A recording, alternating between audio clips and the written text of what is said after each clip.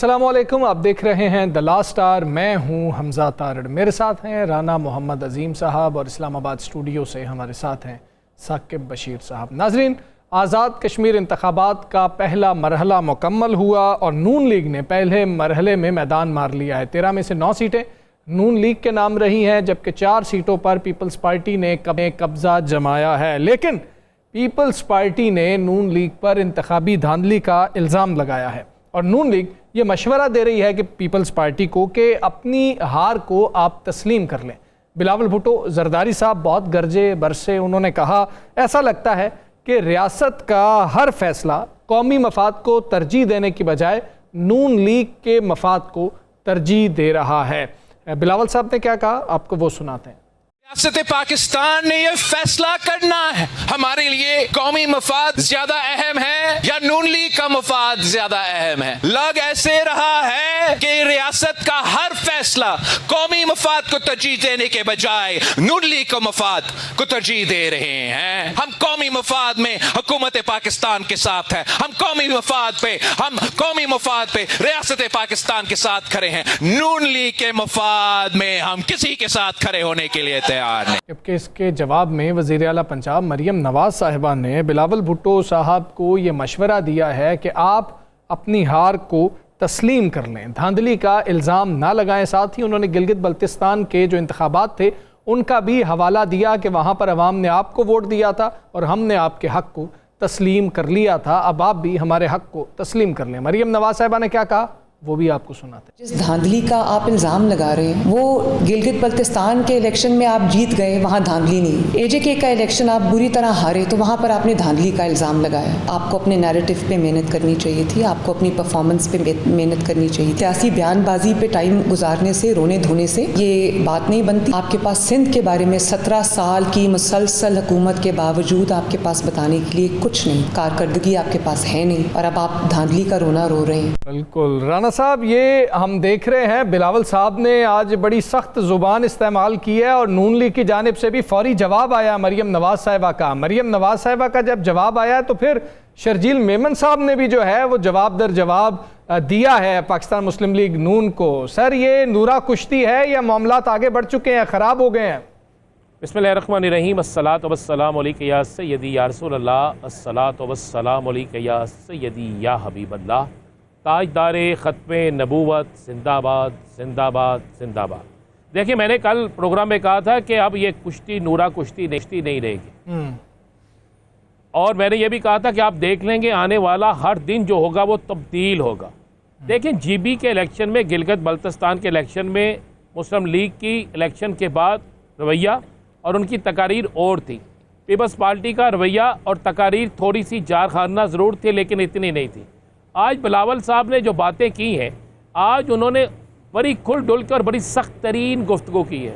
सिर्फ नून लीग को नहीं और भी बहुत से चीज़ें जो हैं उसको निशाना बनाया है और जिससे एक चीज़ बिल्कुल वाज़ेह हो रही है। चूँकि मैं आज भी शहर इक़्तिदार में हूँ और मेरी कई लोगों से मुलाकात हुई, मैंने पीपल्स पार्टी के बड़े अहम तरीन लोगों से पूछा तो उन्होंने आज भी यही बात की कि भाई नहीं, पाकिस्तान और आज़ाद कश्मीर का इलेक्शन और पाकिस्तान का इलेक्शन आपस में बड़े करीब से जुड़े हुए हैं और अगर हमें वहाँ पे शिकस्त हो रही है, अगर हम वहाँ से हार रहे हैं और वाज़ेह तौर पर मुस्लिम लीग नून जो है वो जश्न मना रही है, तो इसका मतलब है कि अगली बारी हमारी पाकिस्तान के अंदर इससे भी ज़्यादा बुरी होगी।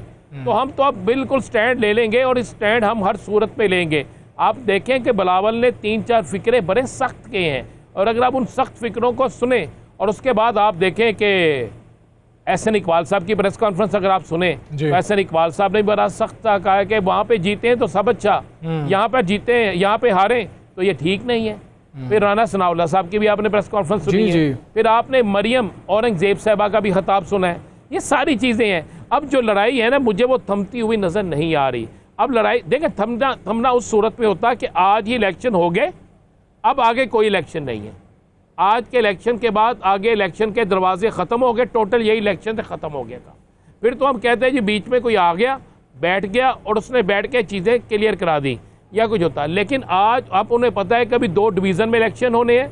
अभी इलेक्शन जो है वो महाजरीन की नशिस्तों पर होने हैं और इन 2 डिवीज़न के इलेक्शन और महाजरीन की नशिस्तों के इलेक्शन, अब इसमें भी पीपल्स पार्टी को नज़र आ रहा है कि हमारे तो पल्ले कुछ नहीं रहेगा।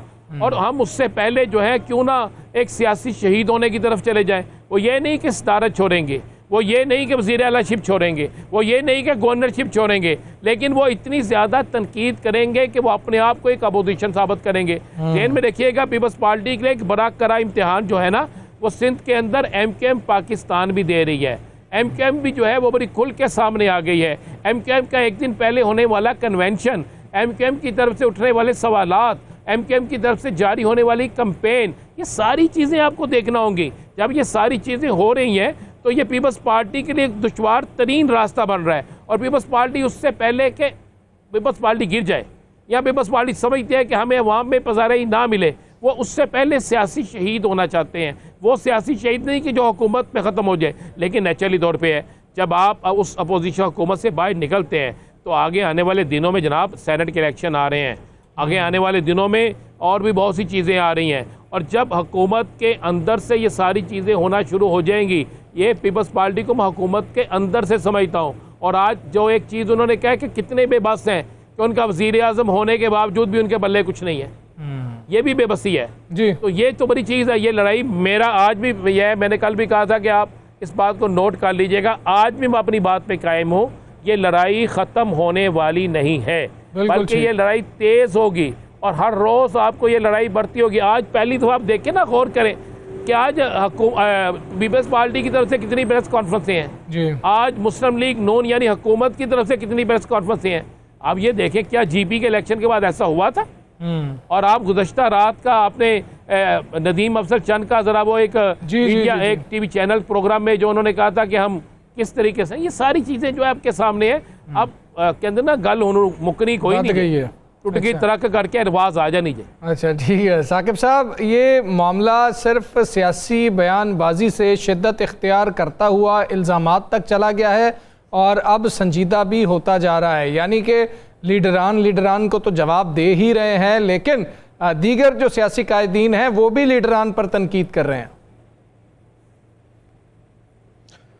बिल्कुल हमजा साहब, हमने देखा कि राना सनाउल्लाह साहब बोले, साद रफ़ीक साहब बोले, लेकिन बड़ा सॉफ्ट तरीके से नवाज शरीफ साहब ने भी सॉफ्ट तरीके से समझाने की कोशिश की बिलावल साहब को कि ये ऐसे होता है और इस तलखियाँ बढ़नी नहीं चाहिए। लेकिन जो बिलावल भुट्टो जरदारी साहब हैं उनकी टोन जो है वो बड़ी सख्त, और ख़ास तौर पर आप शर्जील इनाम मेमन साहब की गुफ्तगू आप सुने तो उन्होंने तो डायरेक्टली PTA जो मुस्लिम लीग नून है उस पर मैंडेट चोरी का इल्ज़ाम लगाया है। यानी कि फॉर्म 47 उन्होंने कहा भाई पता है आप कहाँ से आए हैं, कैसे मैंडेट लिया है। और तो दोनों तरफ मैं ख़ास तौर पर जो मुस्लिम लीग नून के अंदर जो क़यादत है या उनकी जो रहनुमा है उनमें बहुत ज़्यादा इज़्तिराब पाया जाता है, क्योंकि पीपल्स पार्टी साइड को अगर आप देखें, आप गिनना शुरू करें, नदीम अफजल चंद साहब ले लें, कायरा साहब थोड़े से सॉफ्ट बोलते हैं, आप मंदोखेल साहब को हम जब वो लास्ट टाइम हमारे प्रोग्राम में भी थे, तो तमाम की जो टोन है वो बहुत सख्त है। और वो आज राजा परवेज़ अशरफ साहब उन्होंने भी वही इल्ज़ाम लगाए कि धांधली, और उसमें जो तासुर दिया गया है कि मुस्लिम लीग नून को जितवाया जा रहा है।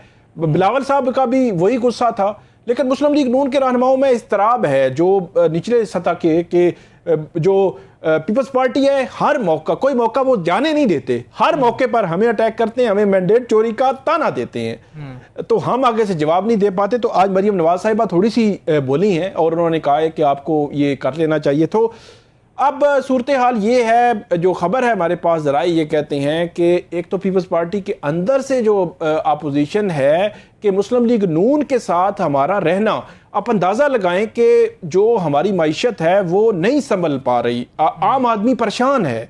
आपके रोज़ाना की बुनियाद पर जो पेट्रोलियम प्राइसेस जिस तरह बढ़ी हैं, जिस तरह बढ़ती जा रही हैं, 60 रुपये पिछले 6-7 दिनों में डीजल की प्राइस बढ़ चुकी है। कोई इसको बोदर नहीं कर रहा कि 60 रुपये उसका कितना जो है वो असर हो चुका है और कितना होगा। तो इसलिए आप ये भी एक सोच मौजूद है पीपल्स पार्टी के अंदर कि ये सारा बर्डन हम तो अपने कंधे पर नहीं उठाएंगे, तो अपोजिशन जो वो कर रहे हैं वो करना चाहते हैं और वो इसी तरह ही आगे चलेंगे पीपल्स पार्टी।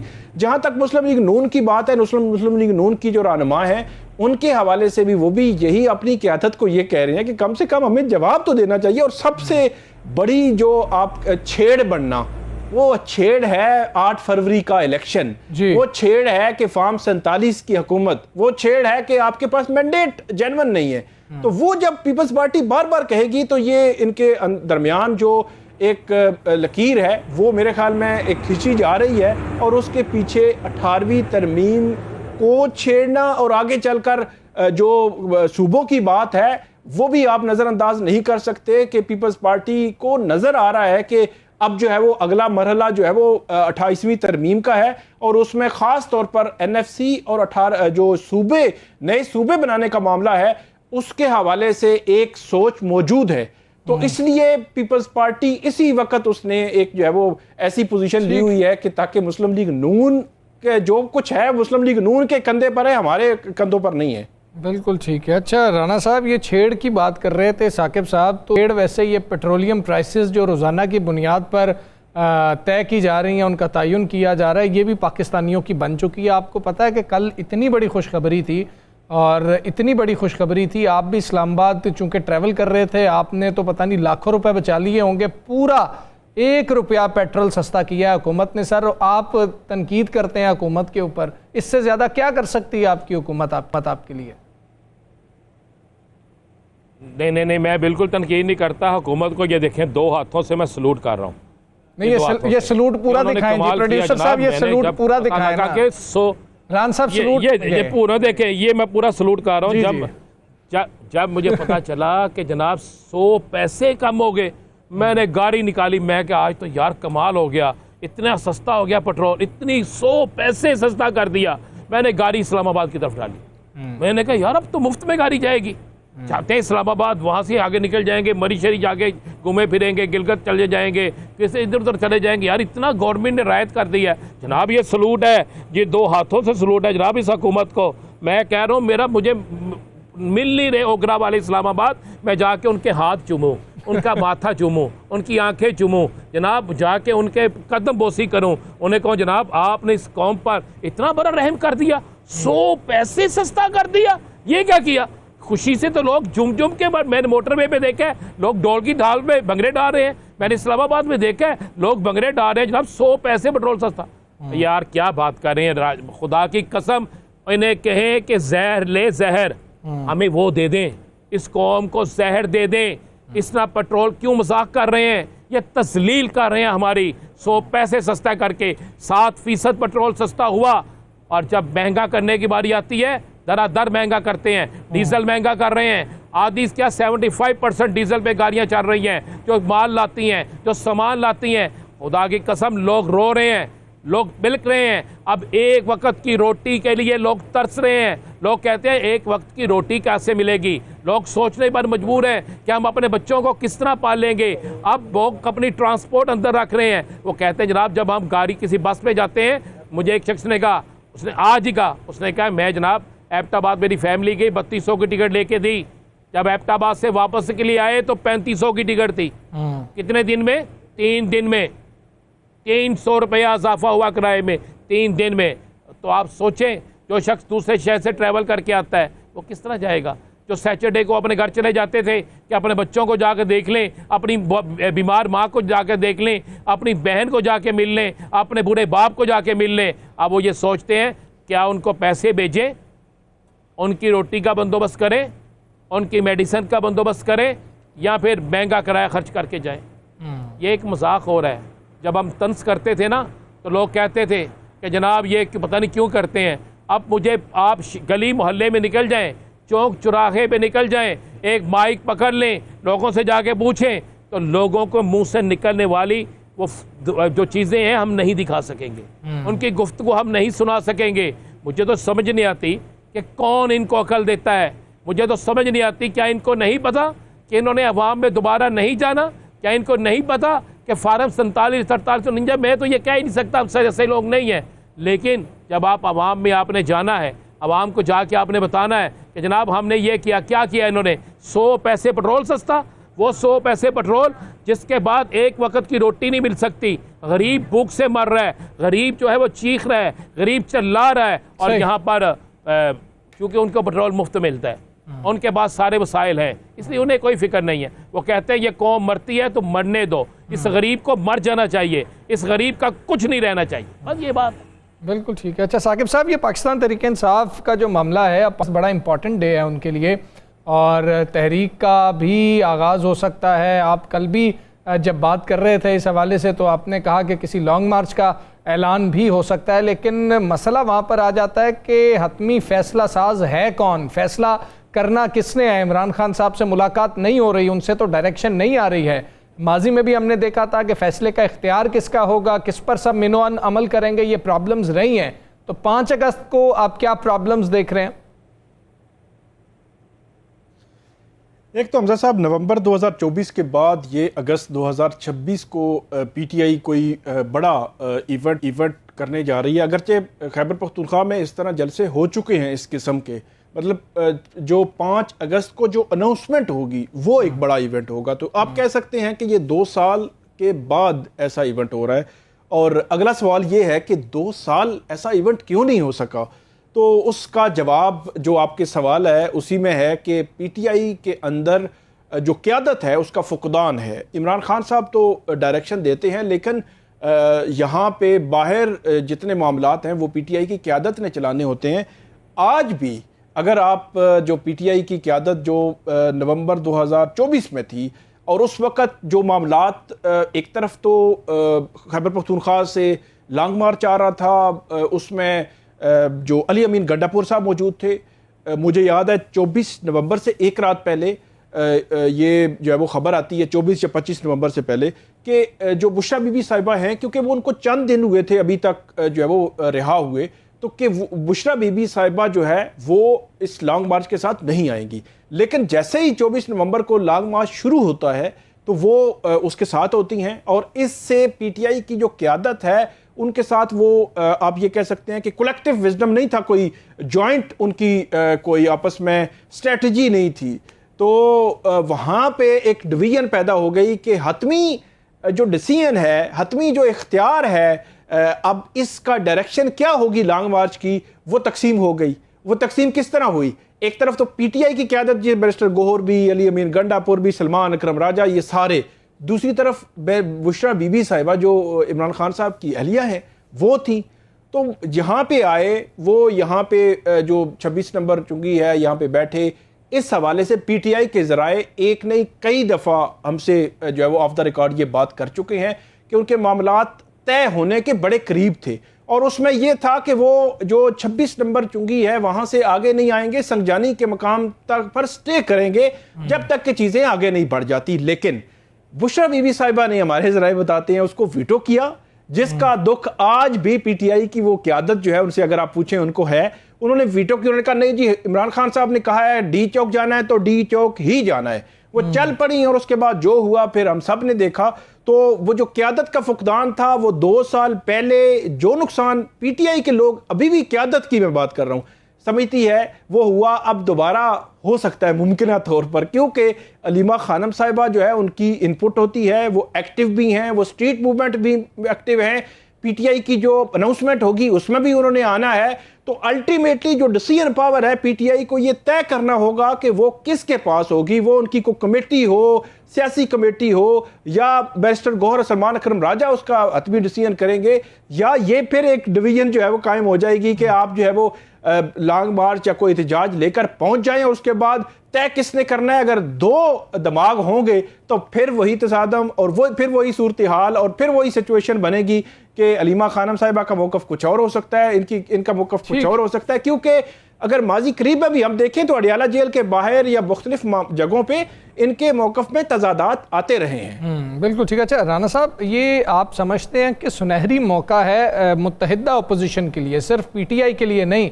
मौलाना साहब भी हुकूमत से नाराज़ हैं, इस वक्त पीपल्स पार्टी भी जिस तरह के बयानात दे रही है, हुकूमत के ख़िलाफ़ हवा बनाने में पाकिस्तान तहरीक इंसाफ कामयाब हो सकती है। 5 अगस्त का दिन कितना इम्पॉर्टेंट है और पाकिस्तान तहरीक इंसाफ को क्या गलतियां नहीं करनी जो वो माजी में एहतजाज के दौरान करते रहे हैं?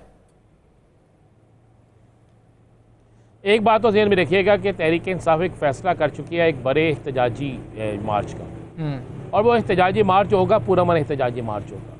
वो कोई ऐसी हमाकत नहीं करेंगे कि जिस पे पीटीआई के ऊपर कोई ऐसा इल्ज़ाम लगे, और ये पहला एहतजाजी मार्च होगा जिसमें पीटीआई के साथ एक ट्रक पे और भी बहुत से लोग मौजूद होंगे। ये बात आप ज़हन नशीन कर लीजिएगा। और मैं अक्सर कहता था कि लॉन्ग मार्च उस वक्त होना है जिस वक्त इनको इस बात का इल्म होगा, जिस तरह एक दफ़ा मौलाना साहब ने कहा कि हमें जिस वक्त इस बात का यकीन था कि अब हमारा काम हो जाएगा तो हम उस लॉन्ग मार्च में निकल पड़े। हमजा साहब एक बात को ज़हन में रख लीजिएगा, पीटीआई अब कोई हमाकत नहीं करेगी, पीटीआई कोई ऐसी लूज शॉट नहीं खेलेगी, पीटीआई कोई ऐसा काम नहीं करेगी कि जिससे पीटीआई मज़ीद कई साल पीछे चली जाए। अब पीटीआई बहुत सी सियासी जमातों को अपने साथ रखेगी, बहुत से सियासी ऐसे लोगों को साथ रखेगी कि जिनकी वजह से, जिसे कहते हैं ना कि किसी के 25 पैसे बचने के, कोई बंदा जो होता है ना उसे पार्टनरशिप इसलिए दी जाती है कि वो अपने 25 पैसे बचाने के लिए अगले आदमी के, यानी हमारे कोई आदमी है ना, उसके 75% जो है हिस्सा वो बचा ले, 25 पैसे की जगह 75 पैसे उसको बचा ले। तो अब तहरीक इंसाफ सेम इसी मूड पे जाएगी और इसके लिए एक बड़ा अलाइंस बनेगा। आपको पहली दफ़ा तहरीक इंसाफ के साथ एक ऐसा ट्रक नज़र आएगा कि जिस ट्रक पर बहुत से सियासी जमातों के रहनुमाओं की तस्वीर होगी और अब ये अच्छे तरीके से खेलेंगे। ये मज़ाहमती सियासत ज़रूर करेंगे लेकिन तोड़ फोड़ की तरफ नहीं जाएंगे। ये अपने आप को इस दफ़ा इतना मुख्तार अंदाजे तरीके से चलेंगे। और मेरी जब इनसे बात हुई तो उन्होंने कहा जी हम कुछ ऐसा करके दिखाएंगे कि हम पर इल्ज़ाम भी ना आए लेकिन हम सब कुछ कर भी जाए। तो इसलिए ये एक तहरीक इंसाफ के पास भी आखिरी चांस है, ये बात ध्यान में रखिएगा। अलीमा खान ने बेहतरीन स्ट्रीट मूवमेंट की है, सुहेल खान अफरीदी ने बेहतरीन स्ट्रीट मूवमेंट की है, इसी तरह जुनैद अकबर ने बेहतरीन स्ट्रीट मूवमेंट की है, इसी तरह इकबाल अफरीदी ने स्ट्रीट मूवमेंट की है। अब इसके बाद इनके पास गुंजाइश नहीं रहेगी। तो जब ये गुंजाइश है तो अब इनको एक ही चीज़ होगी, या इनके पास जीत होगी या इनके पास हार होगी, इसके अलावा कोई चीज़। बिल्कुल ठीक है, अब ऑप्शन मौजूद नहीं है, अब आपको हतमी एक प्लान तैयार करना है। हम यहाँ पर ब्रेक लेंगे, ब्रेक के बाद वापस आते हैं। स्टे विद अस।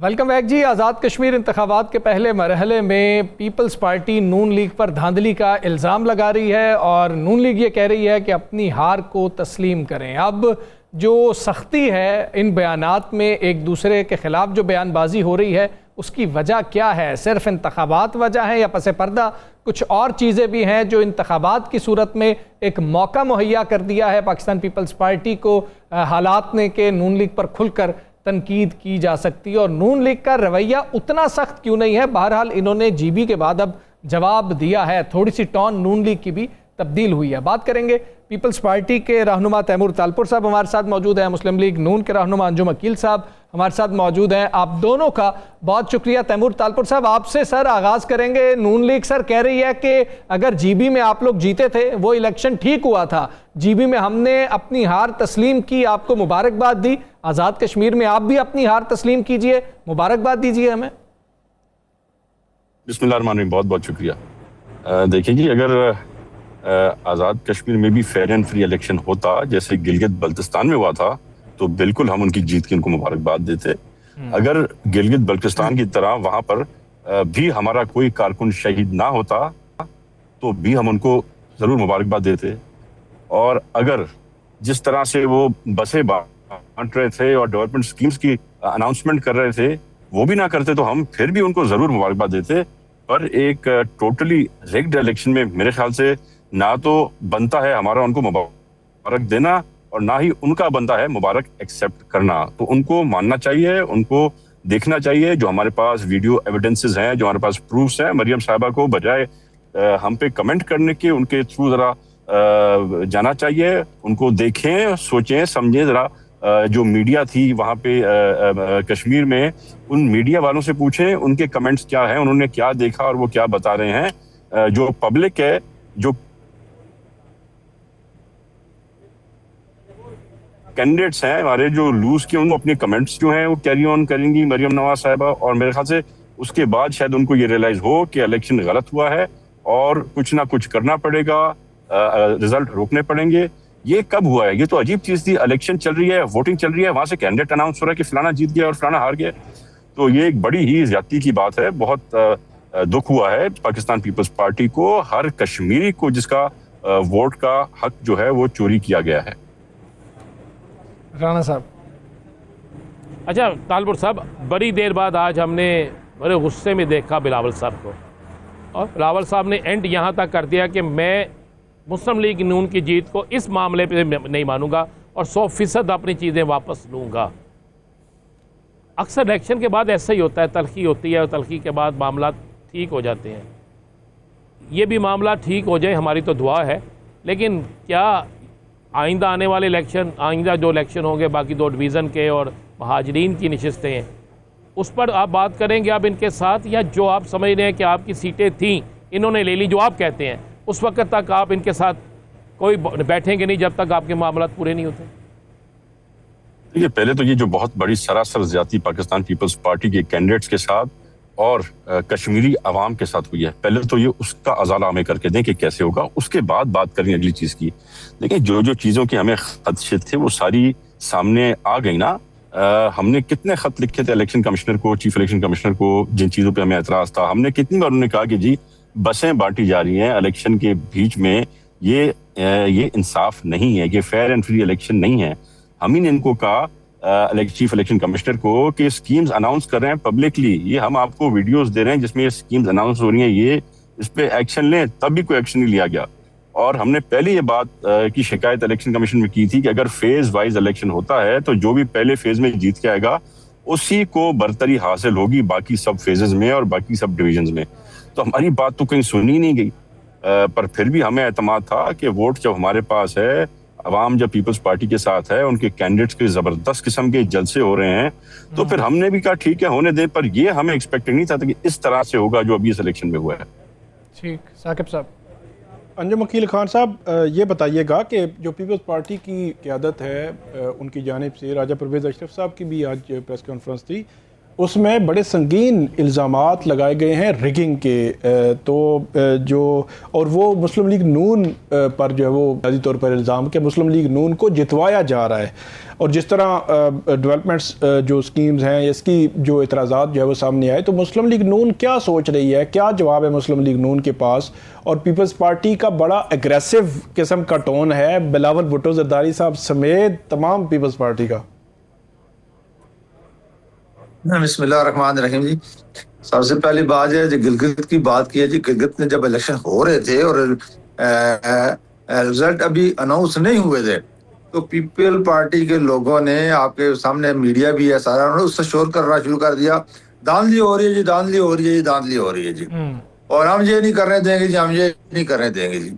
जब इलेक्शन हो गया और वो सीटें पीपल पार्टी को मिल गई, पीपल पार्टी जीत गई, फिर कहते हैं बड़े फेयर इलेक्शन हुए हैं जी, हम जीत गए हैं जी। तो अब कश्मीर में नो डाउट के हमने जो गिलगित बल्तिस्तान के इलेक्शन में थोड़ी सी मेहनत कम की थी, कुछ कोताहियां थी, वो हमने कोशिश किया कश्मीर में इलेक्शन में भरपूर तरीके से अपने लोगों को फाल करें, और जहाँ जहाँ भी हमारे लोग थे उनको हमने फाल किया, और नजर आ रहा था जलसों से भी और अवामी जो हमारी एक्टिविटीज है उससे भी इंशाल्लाह ये इलेक्शन मुस्लिम लीग नून जीतेगी। अब जब मुस्लिम लीग नून जो इलेक्शन जीत रही है और आपके सामने है कि इनके बंदे पकड़े गए हैं, जो जिनके पास बैग थे वोट्स के सारे वो नजर आ रहे थे, प्री प्लान सारा इन्होंने किया था।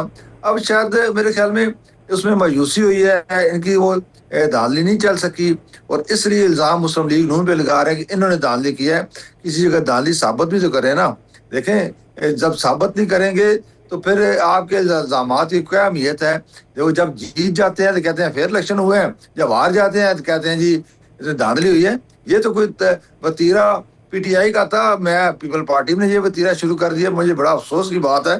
बाकी इतने वो सख्त इल्जामात होने के बावजूद मैं ये जरूर कहूँगा कि दोनों पार्टियां कोलिशन में मरकज में भी हैं, और आपके सामने आकर सदर पाकिस्तान भी पीपल पार्टी के हैं, गवर्नर भी। अंजुम वकील खान साहब, ऐसी पार्टी के साथ कोलिशन में रहना चाहिए जिसके वोटों की आपको ज़रूरत भी ना हो। वो रोज़ाना उठ के कहती हो कि आप तो फॉर्म 47 की पैदावार हैं, वो 8 फरवरी के इलेक्शन पर भी आप सवाल उठाते हो। तो ऐसे कोलिशन पार्टनर्स की ज़रूरत होनी चाहिए किसी भी एक उसूली हुकूमत को। असल बात तो ये है जी कि ये तो सियासी स्टंट होते हैं कि जब अवाम के पास जाते हैं तो कहते हैं जी हम अपोजिशन है, एक दूसरे पे इल्जाम लगा के अवाम को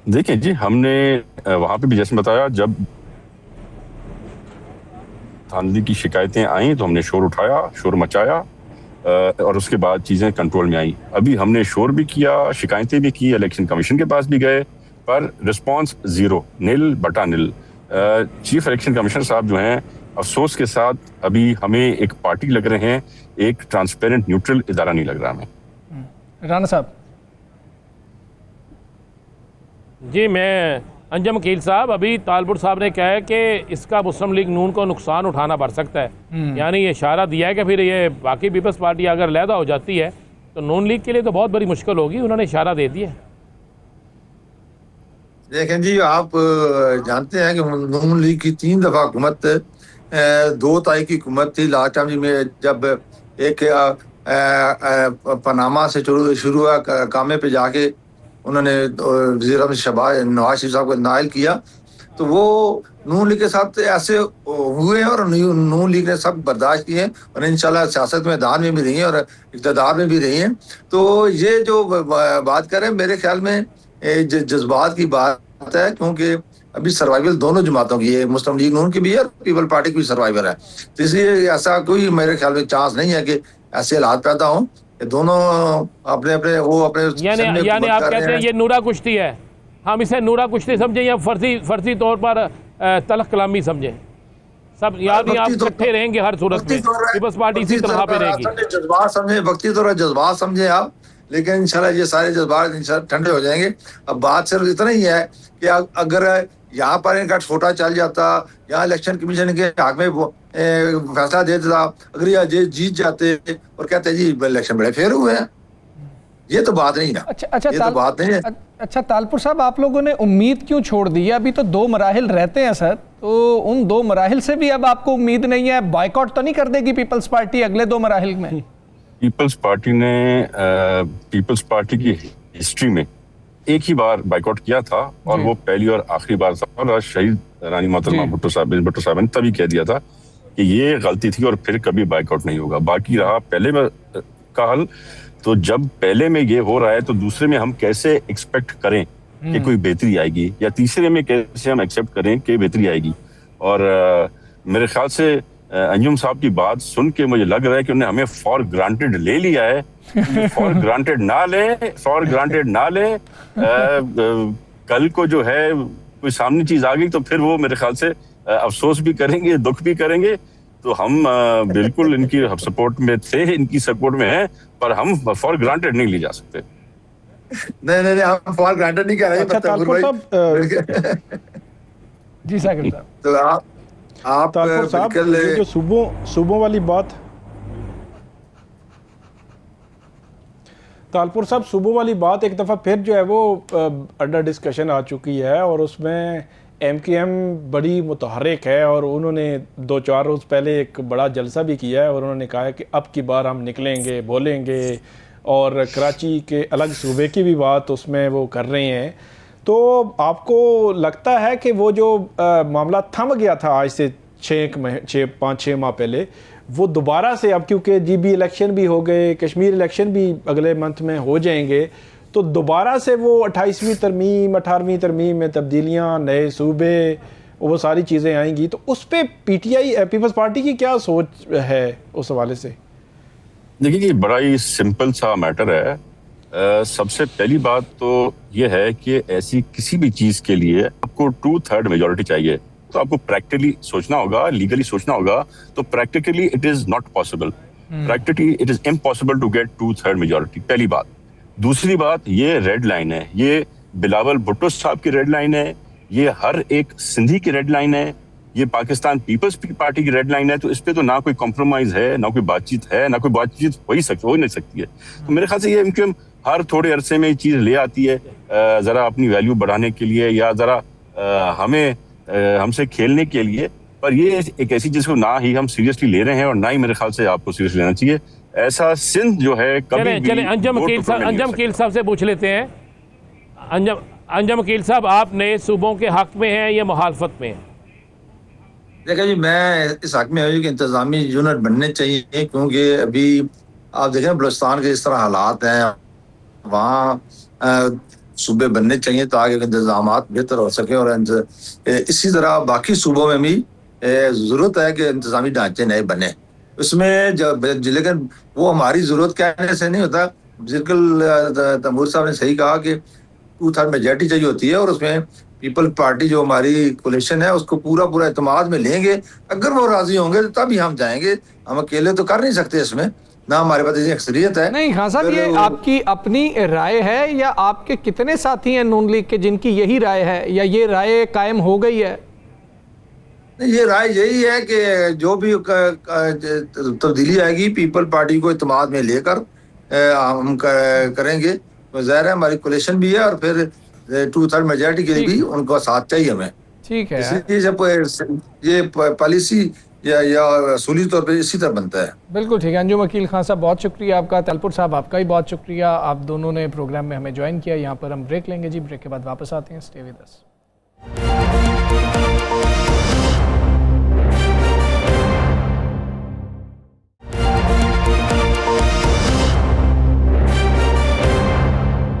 वेलकम बैक जी। एक जानिब तो नून लीग और पीपल्स पार्टी एक दूसरे पर वार कर रहे हैं और ये लड़ाई अब लग रहा है कि शायद इस्लामाबाद तक भी आएगी और वफाकी हुकूमत में भी शायद हम देखें कि कुछ चीज़ें बदल रही हों। लेकिन इस बात का फैसला तो वक्त ही करेगा। दूसरी जानिब पाकिस्तान तहरीक इंसाफ भी तैयार है 5 अगस्त को एहतजाज करने के लिए, लेकिन सवाल यह है कि एहतजाजी तहरीक जो होगी उसको लीड कौन कर रहा होगा। अलीमा खान साहिबा ये कह रही हैं कि ये एहतजाज कब करना है और 5 अगस्त की कॉल ये पार्टी की जानिब से दी गई है। अब इस एहतजाज पर पाकिस्तान तहरीक इंसाफ कितना रिलाई कर रही है, क्या एक्सपेक्टेशंस हैं, क्या हिकमत अमली है, इस पर हम बात करेंगे। वज़ीर इत्तलात खैबर पख्तूनख्वा शफी जान साहब हमारे साथ मौजूद हैं। शफी जान साहब अस्सलाम वालेकुम, बहुत शुक्रिया सर आपका। सर 5 अगस्त पर इस वक्त मीडिया की भी नज़रें हैं, आप लोगों को भी उम्मीदें होंगी और कारकुनान को तो बहुत ज़्यादा उम्मीदें हैं कि जिसका हम इंतज़ार कर रहे हैं 3 बरस बाद शायद अब हम कुछ ऐसी तहरीक चला पाएँ। क्या सर फैसला हुआ है और पार्टी ने क्या फैसला किया? सबसे पहले आपका शुक्रिया। जहां तक 5 अगस्त की बात है तो इमरान खान साहब के अगवा को 3 साल पूरे हो जाएंगे और उसी तनाजुर में ही ये जलसा रखा गया है जहां पे सीएम अफरीदी साहब होंगे और लाखों लोग उसमें शिरकत करेंगे। तहरीक इंसाफ की लीडरशिप वहां पे मौजूद होगी। हमारे अलायंस तहरीक तहफ़्फ़ुज़ आईन पाकिस्तान की जो लीडरशिप है वो वहां पे मौजूद होगी। सीएम अफरीदी साहब उससे खिताब फरमाएंगे और अगला लाएमल दिया जाएगा। 5 अगस्त से इमरान खान साहब की रिहाई की तहरीक शुरू हो जाएगी। हमजा साहब, हमने 2 साल जब से 26 नवंबर हुआ है, 26 नवंबर में जिस तरीके से इस रियासत ने सीधी गोली हमारे कारकुनान पे चलाई, हमने वहां पे इससे 14 शहीद उठाए हैं। उसके बाद से कोई भी कॉल नहीं दी गई। अफरीदी साहब को 8 महीने हो गए हैं, 8 महीनों में उन्होंने कोई ऑफिशियल कॉल नहीं दी। हम अपना होमवर्क कंप्लीट कर चुके हैं। सड़क ही वाहिद रास्ता है, मजम्मत ही होगी। सड़क गर्म होगी तो मफामत का रास्ता खुलेगा। अफरीदी साहब 5 अगस्त को अगला लाएमल देंगे जो कि शदीद तरीन होगा। राना साहब। अच्छा शफी जान साहब, आपका मैंने बयान सुना, आपने कहा कि अब इश्क़ इमरानी का वक्त आ गया है। तो इश्क़ इमरानी का वक्त आ गया है तो इसका मतलब है ये हम इसे आप फाइनल राउंड के, क्योंकि अक्सर आपसे जब पूछा जाता था आप कहते थे अभी फाइनल राउंड में वक्त है। सुहेल अफरीदी साहब कहते हैं सेमीफाइनल है, ये जीत के तो फाइनल इंशाल्लाह जाएंगे। अब क्या ये सेमीफाइनल इश्क़ इमरानी से शुरू होगा और फाइनल जो है आप अगस्त, सितंबर, नवंबर, अक्टूबर क्या? देखिए सेमीफाइनल तो 5 अगस्त है और 5 अगस्त इंशाल्लाह सेमीफाइनल हम जीतेंगे। वहां पे लाखों लोग होंगे और लाखों लोगों के सामने फाइनल का ऐलान किया जाएगा। इश्क़ इमरान का वक्त आ पहुंचा है। ये पैगाम तमाम उन कुव्वतों के लिए है जो कि अफरीदी साहब को ट्रोल करते थे। अफरीदी साहब ने 8 महीनों में अपना होमवर्क कंप्लीट किया है। अफरीदी साहब मज़ामत के चैंपियन हैं। वो अपने पहले स्पीच में उन्होंने इस चीज़ को दोहराया था और हम मज़म्मत की तरफ ही जा रहे हैं। मज़म्मत के अलावा हमारे पास कोई रास्ता नहीं बचा। आपने देखा होगा कि पिछले 7 महीनों से इमरान खान साहब को आइसोलेट किया गया है। जैसे कि मैंने शुरू में राना साहब कहा कि 2 साल से तो हमने कोई तहरीक नहीं चलाई, तब भी तहरीक इंसाफ के लिए हालात मुश्किल से मुश्किल होते गए। इमरान खान साहब के लिए हालात मुश्किल से मुश्किल होते गए। बुशरा बीबी के लिए हालात मुश्किल से मुश्किल होते गए। ये कहते हैं कि तहरीक इंसाफ मुज़ाकरात नहीं करते, तहरीक इंसाफ लचक नहीं दिखाते। 2 साल में तो हमने ट्राई की, मुज़ाकरात की भी, लचक भी दिखाई गई, लेकिन दूसरी तरफ से कुछ नहीं दिखाया गया। तो इन तमाम तरह चीज़ों को जब सामने रखा गया, तमाम लीडरशिप से पूछा गया, तमाम लीडरशिप इस पे एग्री हुए, तो 5 अगस्त को हम अगला लाएअमल देंगे और 5 अगस्त से रिहाई की तहरीक शुरू हो जाएगी और ये इमरान खान साहब की रिहाई तक जाएगी। साकिब साहब। अच्छा शफी जान साहब, महमूद खान अचकज़ई साहब और राजा नासिर अब्बास साहब जो है जिनको मैंडेट दिया गया था इमरान खान साहब की जानिब से, आप लोग आज तक ये कहते रहे हैं, तो क्या 5 अगस्त के जलसे और 5 अगस्त के जलसे पर होने वाली जो अनाउंसमेंट है जिसके हवाले से आप अभी तक बता नहीं रहे, लोग कह रहे हैं कि लॉन्ग मार्च शायद ऐलान किया जाएगा, बहरहाल जो भी स्ट्रेटजी है आपकी उसके हवाले से उनको ऑन बोर्ड ले लिया गया है, और ख़ास तौर पर अलीमा खानम साहिबा जो खैबर पख्तूनख्वा में हर संडे को हम देख रहे हैं कि वो बाहर निकलती हैं, हर जगह बड़ा बड़ा मजमा उनके साथ होता है, स्ट्रीट मूवमेंट में बहुत एक्टिव हैं, उनको भी आपने ऑन बोर्ड ले लिया है जो कुछ आप ऐलान करने जा रहे हैं? देखिए, पहली बात यह है कि महमूद खान अचकज़ई साहब से मशावरत हुई है, तहरीक तहफ़्फ़ुज़ आइन की जो लीडरशिप है वो वहाँ पे मौजूद होगी। 31 तारीख को महमूद खान अचकज़ई साहब ने भी अपना जरगा बुलाया है, वो भी लाएअमल आपके सामने रखेंगे। अलीमा आपा की बात करें तो वो काबिल तारीफ़ है, जिस तरीके से वो चीज़ों को लीड कर रही है खैबर पख्तूनख्वा के मुख्तलिफ शहरों में, और रैली से खिताब भी कर रही हैं। आज अडियाला के सामने भी मौजूद थी, इमरान खान साहब के केसेस को भी वो फॉलो कर रही हैं, वो काबिल तारीफ़ हैं। अलीमा आपा की बात भी, आपकी स्टेटमेंट भी आपने सुनी होगी कि 5 अगस्त के हवाले से उन्होंने खुश आइन करार दिया है इस जलसे को और आगे के लाएअमल को। देखिए, तमाम लोग ऑन बोर्ड है, तमाम लोगों से मशावरत हो रही है, हम अलायंस बनाने की कोशिश भी कर रहे हैं। साकिब साहब, हम चाहते हैं कि इस बार ये जो तहरीक है ये एज ए अलायंस हम आगे बढ़ें। हम मौलाना फजल रहमान साहब से इस वक्त मशावरत में है, बातचीत हो रही है, उनसे मुलाकातें भी पिछले 2 दिनों में हुई है, जो कि काफ़ी पॉजिटिव रही है। कोई डिमांड्स किसी तरफ से नहीं रखी गई। ये जो मीडिया में बार बार कोट किया जा रहा है, ऐसी कोई भी डिमांड ना मौलाना साहब की तरफ से रखी गई है, ना हमारी तरफ से रखी गई है। यहाँ पे कामरान मुर्तज़ा साहब आए थे, उन्होंने कहा था कि पहले भी बातें होती रही हैं लेकिन चीज़ें आगे नहीं बढ़ सकी। अब की बात जो है वो चीज़ें सॉलिड, हम ये चाह रहे हैं कि जो कुछ भी तय हो वो लिखा जाए, मतलब दोनों पार्टीज की जानिब से हम भी चाहते कि ये हमारा मैंडेट होगा और हम इस तरह आगे चलेंगे। अगर मौलाना और पीटीआई हम भी चाहते हैं, ये तो बात हम भी चाहते हैं कि सर साकिब साहब, हम भी चाहते हैं कि चीजें कंक्रीट हो, चीजें इन रिटन फॉर्म हो, लेकिन अभी तक उस पर मशावरत हो रही है, कोई ऐसी चीज नहीं हुई। लेकिन हमें उम्मीद है कि इंशाल्लाह GUI ऑन बोर्ड हो जाएगी और हम एज ए अलायंस दीगर सियासी कुव्वतों से भी बात कर रहे हैं जो इस हुकूमत के खिलाफ है, जो तहरीक में हमारे मददगार। शफी जान साहब, ये आपने एक बड़ी खबर दी है और आप यकीन से कह रहे हैं कि मौलाना साहब आपके साथ आ जाएंगे, तो क्या हम समझें कि 5 तहरीक के जलसे में यहाँ उसका जो कंटेनर तहरीक का तैयार होगा उस पर मौलाना साहब की भी तस्वीर होगी? नंबर 1। नंबर 2, हमें जमीयत उलमा इस्लाम के कामरान मुर्तज़ा साहब ने कहा कि कुछ लोग जो है तहरीक इंसाफ की तरफ से फिर कोई ना कोई बात करते थे, जिस तरह अली अमीन गंडापुर साहब ने बात की है, आज भी की है, आज से पहले भी की है। इसको किस तरह डिसिप्लिन से करेंगे हल? और तीसरी बात मेरी जो है, छोटा सा सवाल है, चूँकि मुझे लालच है ना, हम सहाफ़ी हैं, आप बड़ा सहाफ़ियों के लिए कर रहे हैं, नेशनल प्रेस क्लब में भी एक तो आप वादा करके आए थे, वो कब पूरा हो रहा है? और दूसरा ये अप्रिशिएट करते हैं आपको जो सहाफ़ियों के लिए आप कर रहे हैं, इसका मतलब है सहाफ़ी अब खुशहाल हो जाएगा। देखिए, पहली बात यह है कि 5 अगस्त जलसे में मौलाना साहब तो नहीं होंगे वहाँ पे, ये तहरीक इंसाफ का ही पावर शो है। उसके बाद जो तहरीक चलाई जाएगी उसके लिए हम उनसे मशावरत में हैं, बातचीत चल रही है और एज ए अलायंस हम आगे बढ़ना चाहते हैं। इसमें मौलाना साहब के अलावा भी कई लोग हमारे साथ इंशाल्लाह होंगे। अब जहाँ तक आपने सहाफ़ियों की बात की, देखिए सहाफ़ी जो है वो इस सोसाइटी का एक अहम सुतून है। मैंने 3 डिस्ट्रिक्ट विजिट्स किए, हरीपुर, एबटाबाद और फिर मानसेरा। तमाम प्रेस क्लब्स में मैं गया, प्रेस क्लब्स में ग्रांट भी दिए गए, हम वहाँ पे सोलराइजेशन भी कर रहे हैं, मीडिया कॉलोनीज भी हम बना रहे हैं अपने सहाफ़ियों के लिए। मेरी ये कोशिश है कि खैबर पख्तूनख्वा के तमाम डिस्ट्रिक्ट्स में मैं प्रेस क्लब का विजिट करूं, वो इंशाल्लाह 31 अगस्त तक मैं कंप्लीट कर लूँगा। और उसके बाद वहाँ पे मेरी ये भी ख्वाहिश है कि तमाम हमारी जो सहाफ़ी बरादरी हैं उनके लिए मीडिया कॉलोनीज जो बार बार ऐलानात किए गए हैं लेकिन उसको अमली जामा नहीं पहनाया गया, उसकी मैं कोशिश करूँगा कि 15 शहरों में हम मीडिया कॉलोनी भी अपनी सहाफ़ी बरादरियों के लिए वहाँ पे एक सेटअप कर लें, क्योंकि 50 करोड़ रुपए हमने ADP में रखे हैं। मैंने 1000 मिलियन हमने इस बार वज़ाइफ के लिए रखे हैं, जर्नलिस्ट के बच्चों के लिए रखे हैं, उनकी स्कॉलरशिप के लिए रखे हैं। 50 लाख तक बिला सूद कर्जे हम जर्नलिस्ट को देंगे।